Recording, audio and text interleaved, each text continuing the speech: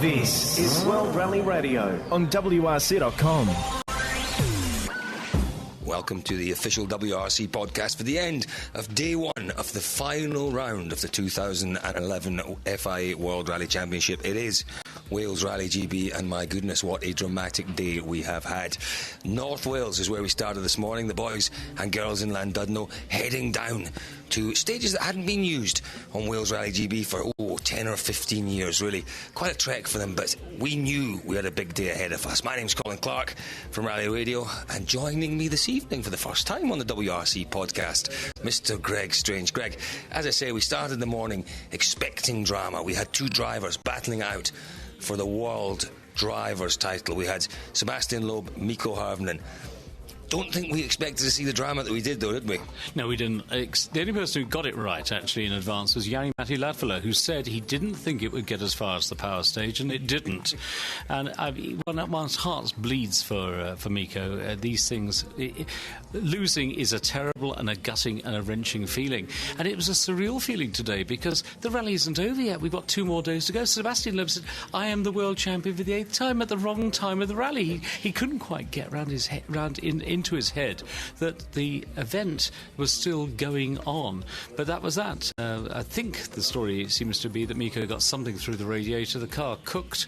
It obviously got far too hot. Christian Laurier, the technical director over at Ford, said, well, when these things happen, amongst other things, the bores where you lose compression, they could only start the car by putting it. It wasn't going to go anywhere further, and that is that. It is, and let's just explain, Greg, where that happened and how that happened. It was stage 7 of the rally, and at that point, Harvinen was leading. Loeb had been leading up to that point, but just before they went into stage 7, Harvinen had won a couple of stages. He was just clawing away, got himself just in front of Sebastian Loeb, and we thought, my goodness me, we are set for a fabulous battle here. But I believe Harvinen was on the limit, and I think that's why the little mistake came. And it is just phenomenal because Loeb is able to exert that kind of pressure, isn't he? He drives within himself at a level which the others find very difficult to match. And sadly, on stage 7, Harvinen pushing to try and build a lead over Sebastian Loeb made that mistake. And we didn't really know. We guessed at that point, we thought, well, it's all over. But technically it wasn't all over at that point. But it took the Ford team quite a bit of time to retrieve that car, get it back to service,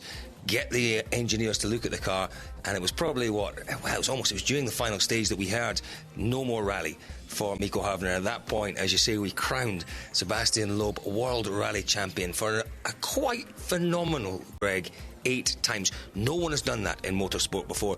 The most incredible achievement. It is a remarkable achievement. I've been very honoured to have covered rally during the Loeb era. And, you know, in 20 years' time, there are people who complain today, it's too predictable, Sebastian always wins. But in 20 years' time, we'll be thinking of him as we do now.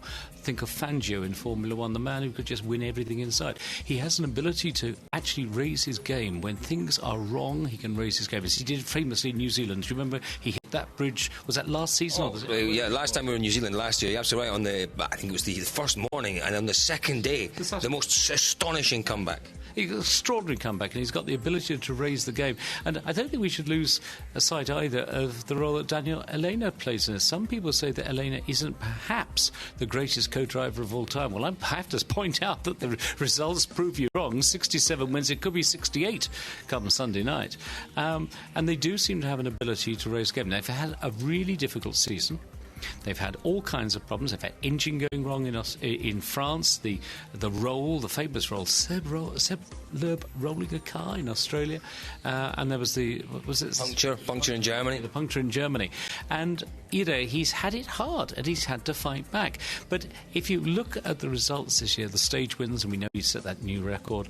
But the fact he's won 5 rallies this year compared to Hirvinen's 2, he was always going to be odds-on favourite, and he will go to Monte Carlo in January as the odds-on favourite to win a 9th successive championship, and I hope I live to see it. Well, I do believe that. It's been an unusual year, though, Greg, for Sebastian Loeb, in that he's been used to battling the other teams. There's been complete harmony during his first 7 titles within the Citroën team. This year, it's been a different case, completely different. Sébastien Ogier has come along, mixed things up. He had this contract which said that he was joint number 1 driver, and it did cause 1 or 2 interesting situations. And Loeb, really, up until, this rally, for sure his biggest rival was Mikko Harvinen, but really right up to this rally, his biggest rival in the championship was his teammate Sebastian Ogier. So a different kind of win this year, a different battle for Sebastian Loeb. A very interesting role within the team this year, and Sebastian Loeb talked about it tonight at the end of leg press conference. You can see that, by the way, on iRally and on our various other outlets.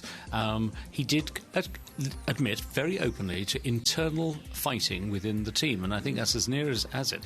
And he wouldn't be drawn on who his teammate is for next year either, so that one's all up in the air again. So I wonder, if it had been reversed and Ogier had been Hirvinen's teammate this year, and Loeb would have had Latvala, who Latvala has been the ultimate team player this year. He really has been a fantastic team player. They'd have walked it. They'd have absolutely wiped it. And here we have another world champion for him. I remember that very first win back in Germany. It was 2002. It was earlier than that. Oh, his first win, his first title was 2004. His first win, yeah. And we knew we were in the presence of a great then. There was some suggestion that night that there had been an incident on the Friday evening where he'd reversed briefly on a stage to get back on track, and there was a suggestion it was going to be protested, of all people, by our friend George Donaldson, who was then working for Subaru. George said to me, "Why on earth would I do that? We're about to witness the start of the career of the greatest rally driver we've ever known." And actually, he's known the lot, so that's whether Loeb could have achieved what he's achieved in previous eras. We've had this debate, you and I, with Marco Allen, who won so many stage wins. But you said it was much easier in those days because they had more stages. True, but he had more opposition. Loeb has not had the opposition that the others had. Had Marco Martin been able to continue post-2005, had this, had that. But if is the longest word in rallying, as we all know. Congratulations to him. It's a fantastic achievement. I'm glad to have been here to see it. Greg, yeah, I'm glad you finished it with that, because I tell you what, I'm going to take nothing away from Sebastian Loeb this evening. We have been honoured and privileged to be part of the wonderful story that Sebastian Loeb has been telling around the world for the last 8 years. You can only beat who's put up against you. He's beaten them all, and he's beaten them all on a regular basis. So well done indeed to Sebastian Loeb and Daniel Elena. Well done again to Citroën for picking up yet another driver's title here on Wales Rally GB. But Greg, let's not forget, there's still a rally to be won here. And that's what's going to be great fun tomorrow, because we're going to see him and Latvala going head to head. They've got nothing to lose. Neither of them got anything to lose. Jari Matti said, "I've got nothing to lose." So they're going to have a fight, and that's going to be great fun, because actually Latvala wants his first win in Britain, and Loeb wants his 68th win. Yeah, it's going to be great. And there are other little battles all down the field as well. Chris Meeks had a bit of a problem, but he took his first stage win on UK soil. The look on his dad's face, Sid's face, about that, because Northern Ireland's punched so much above its weight in motorsport, in rallying down the years. People like Terry Harriman, people like, if you want to go really back to it, people like Ronnie Adams, if you want to, Paddy Hopkirk, of course, and it goes on and on and on, the list of people there. So he's been very good, and we'll have to look for a big battle between him and young Matthew Wilson tomorrow. Who's going to be top British dog? One of them is going to be. It's going to be an interesting fight there. The pick of the fight, though, for me, is right down the other end of the field, the Kiddywinks, the WRC Academy. You've got Egan Corr, who's leading it. He came into this with 92 points. He's up against Craig Breen, who's really impressed. This last 3 or 4 months, we saw him at Rally of Scotland, you and I, and he was fantastic there. He was 20 points adrift coming in here. Of course, they get the bonus points for stage wins. There's 17 stages. I think Breen has won 9 of them so far, so the gap is closing. He's leading, but Corr is second. It's going to be a really interesting fight there. And did you see who popped up to win the stage at the end of the day? Molly Taylor. Our friend Moggs. Hooray! Well, that's absolutely fantastic. It's great, that it happens. And I've really been impressed with the WRC Academy this year. It's produced... I haven't quite got to grips with this new American lad who's come in, Duplessis, or however we're meant to say his name, but it's growing, and it's just great. So actually, Wales Rally GB is by no means over. It's just that the championship's been decided. Of course, it's subject to all forms of final classification. We'd say dormy if we were playing golf in Scotland, and quite rightly so. But here we've got a world champion. We can all bask in the battle now between two great drivers. It's going to be very interesting to see who comes out come the end. And I wonder if, in fact, it will go all that way. I think it just might, and I hope it does. And I hope that they go into the last stage a few seconds apart. and we won't know till the very end, because that's just the way a rally should be decided. It possibly isn't the way. It's possibly the way a season should be decided. But as far as I'm concerned, roll on next year. Now that's another big can of worms. That who are we going to see driving for whom next year? Which teams are we going to see? We're still waiting for a decision from Ford. We don't know what Citroën are doing. I don't think you ever know entirely what Citroën is doing. Not because they're French, not because it's Olivier Canel. On the other hand, actually, if you put those two together, we will never quite fathom it out. But there are a lot of pressures on the PSA group. They've had to announce 6,000 €800 million. Lots of euros Shortfall. They've got some pressures on them. We want to see whether Mini are what they're going to do, because Mini's gone beyond their hopes and expectations. They're down on power. They need more track time. They need more testing time.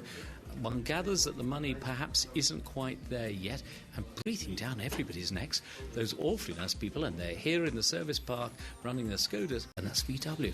We're in for a very exciting time in the World Rally Championship in the next 2 years, and I'm revelling in next season already. Well, we have a couple of days still to go. Never mind 2 more years, 2 more days still to go here, Greg. But I totally agree with you. I think there's those 2 more years, I can tell you. Well, we've got quite a lot still to be decided here. As Greg mentioned, the FIA Academy will be decided on this Saturday. That's day 2, I think, of the rally. It might be day 3, actually. They're calling it day 3 of the rally, so the FIA Academy will be decided tomorrow. We still got to wait and see who wins this event. Don't forget the production World Rally Championship boys are battling hard there as well. And as you rightly say, Greg, I think when this weekend is finished, stories will start to unfold. We will look forward very much to seeing who goes where in 2012. But tomorrow, a big, big day. We head back to Mid-Wales, to Haffron, Sweet Lamb and My Heron. We will be covering all of those stages on World Rally Radio. So join us for day 3 of Wales Rally GB on World Rally Radio on WRC.com. This is World Rally Radio on WRC.com.